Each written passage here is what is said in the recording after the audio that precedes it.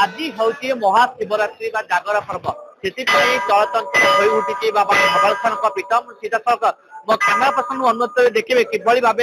गहली चहली धीरे धीरे बढ़ा आरंभ है धाड़ी में आसी भक्त मैंने बाबा धवलेश्वर को दर्शन कर कहवा राति 4टारू पहड़ खोल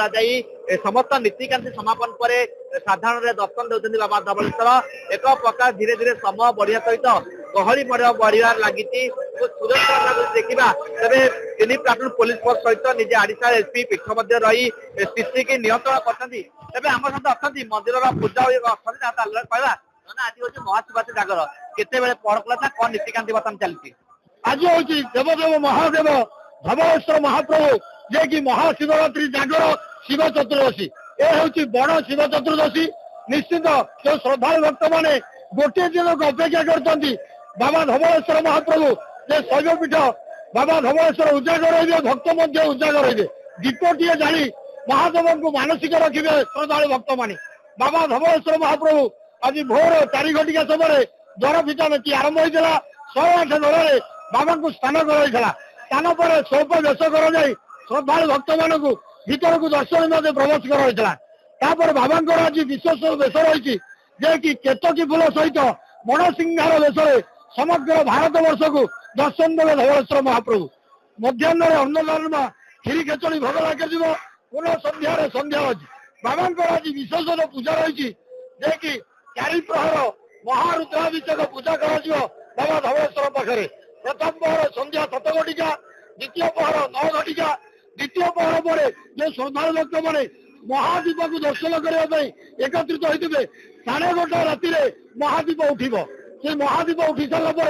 जो महाशिवरात्रि उपवास करुवे से व्रत उद्यापन करेंगे बाबा मांडुआ भोग लगी कर मांडुआ भोग पर तृतीय पहर चतुर्थ पहर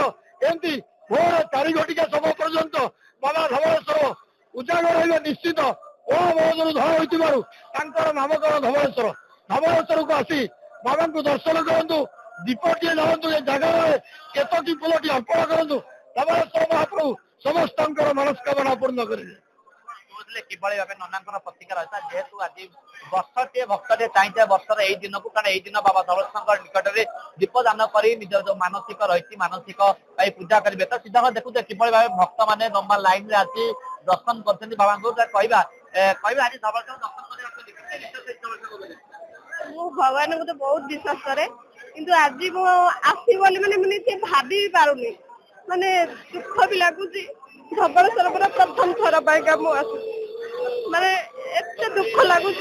मु विश्वास कर कहि पारुनी बाबा को आशीर्वाद हैला माने मैं छोट छुआ को छाड़ी के बहुत विश्वास कर किंतु सेटा भगवान ऊपर छाड़ दे मो विश्वास का सब विश्वास